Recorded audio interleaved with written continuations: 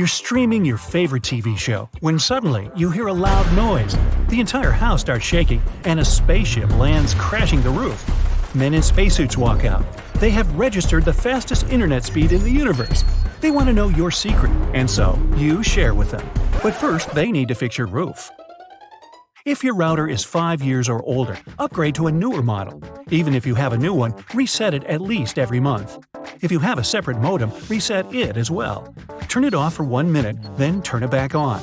This power cycling helps with clearing the memory and often solves many problems. Plus, it will reconnect to different data channels, so you might end up on a more efficient and less crowded one. Relocate the router to the center of your house and on the same floor you spend most time at. Walls, floor ceilings, furniture, big aquariums, and metal constructions all get in the way of the signal going from the router to your gadgets. That's why it doesn't belong in the basement, closet, or kitchen with a bunch of metal stuff. Wi-Fi gets interrupted by radio waves from other gadgets, like a wireless keyboard, walkie-talkies, and even your microwave and TV set. So never place the router near or behind any of those. Unless your router has internal antennas, adjust them properly. If your home is a single level, point them all straight up and down. If you have more than one floor, point one antenna vertically and at least one horizontally. Run any internet speed test on your computer. Now adjust the maximum transmission unit properly to maximize it. When you unload a car full of stuff, you can make many trips carrying item by item, or you can put everything in one big bag and take it inside at once. If you choose the second option, you have to be sure your shopping bag is large and strong enough to carry it all. The same is with your computer. It can send and receive smaller bits of data one by one and do it slowly. Or it could put all data in one bag and bring it to you quicker. MTU is that large shopping bag you need in computer terms. First, you have to figure out how much yours can fit in. If you have Windows, click the Start button, type CMD, and right-click on it to open Command Prompt. Choose Run as Administrator. Type pinggoogle.com -F-L, and then put in a byte size. It can be any number under 1500. So let's try 1492. If it says 100% loss, it means your system can't handle that number. Reduce it by 10. If it's too big, again, reduce it by 10 one more time.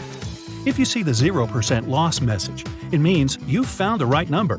Now add 28 to it, and you'll get the MTU size you can use. To make your system use the right MTU size, you need to know your router IP address. Open Command Prompt again and type ipconfig. You'll find the address in the default gateway line. Type that number in your web browser address bar. It should bring you to the Router Login tab, where you can find settings and connectivity. You have to switch it from auto to manual and put your MTU number there and click on Apply. If you have a Mac, type Terminal in the Spotlight search bar. Enter Network Setup -Get MTU EN0. You'll find your current MTU. Now enter ping -D -S 1500 www.google.com. You'll likely get the message ping: send to: message too long. Now subtract 28 out of 1500 and keep doing it until you find something that works. It could be 1280. Go back to Terminal and type Network Setup -Set MTU EN0 1280. You should see the new active MTU on the screen. Now run a speed test again to see the difference. Modern routers work on two radio frequency bands, 2.4 GHz and 5 GHz. You can manually set them to choose the frequencies for different gadgets to avoid a mess and slow speeds. Gaming consoles, PCs, smartphones, and smart TVs belong with the 5 GHz bands. Smart speakers, smart home devices, and security cameras will work better with the 2.4 GHz band.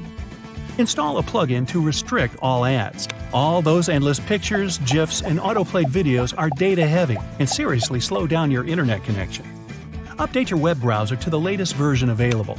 If you're a 5 million open tabs kind of person, get a backup browser for when you really need to get one thing done fast. You can also try installing different browsers to find the one that streamlines all the data on web pages. That speeds things up. Install a plugin to clear your cache automatically or do it manually every day. Storing cookies helps load sites faster, but when it gets too heavy, things slow down and errors occur. Plus, an empty cache will save you from annoying ads. Try a cabled connection for all gadgets that can stay stationary. Your TV, gaming consoles, desktop computer, and even laptop can work just fine with an Ethernet cable. It's faster and more stable, with the signal going directly to your device and not over the air. Plus, it's more secure for personal data, like your banking information. Disconnect any unused gadgets. Even when your smart kettle and the like are sitting idle, it's still using data. When many gadgets are constantly automatically installing firmware updates, they're drawing a good portion of bandwidth. If you don't want to turn them all off, at least check if your browser lets you prioritize gadgets and play with the settings. Stretch your Wi-Fi network range with a booster or a power line extender. You plug them in a spare wall socket and they connect to the internet and extend it further. If your house is huge or has a complicated layout, try a mesh Wi-Fi system.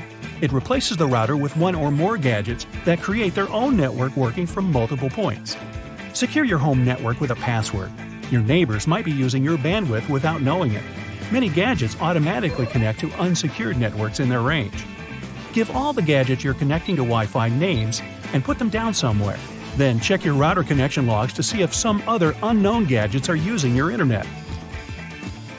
If so, set a new, strong password and see if you have the option to cut them off. Check if there are any unwanted processes running in the background. Web browsers, online file storage apps, and automatic data backup services upload and download data all the time.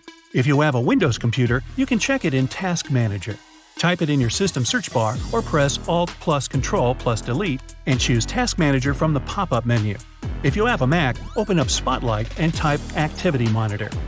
If you're using VPN, experiment with services to find the one that doesn't slow you down. The best ones will require little memory and have many servers worldwide and suggest the fastest to choose from. Check if your computer automatically puts up a firewall for your connection to filter data. Turn it off when using VPN. More than one filter at a time makes things too slow. If you don't have it already, install antivirus and malware scanning programs. A virus living on your computer can use up its resources and slow it down altogether. You should also update your operating system regularly, because newer wireless settings might not be 100% compatible with your old software. If nothing else helps, contact your internet service provider and ask them to run a line test. They might have to send someone your way to see if the cables are physically fine. Sometimes they wear out and need a replacement. You can get newer and shorter cables and better sockets. Check with your service provider or with your contract if there's a data cap for your existing internet package. It could be hundreds of gigabytes, but if you exceed it, your speed seriously slows down. If that happens every month, ask them for a better option for your internet appetite. Upgrade to a newer laptop, phone, gaming system, or other gadget that you need internet for. New devices work with different standards, including older ones, but outdated gadgets won't support a standard that was developed after it had been produced. If you like DIY experiments, you can try making your own signal amplifier out of a soda can. This reflective case should eliminate signals from other devices and boost the signal from your router. Remove the top and bottom off the can and turn it into a sheet of metal. Wrap it around the back of the router's antenna like a dome. Don't cover the front part.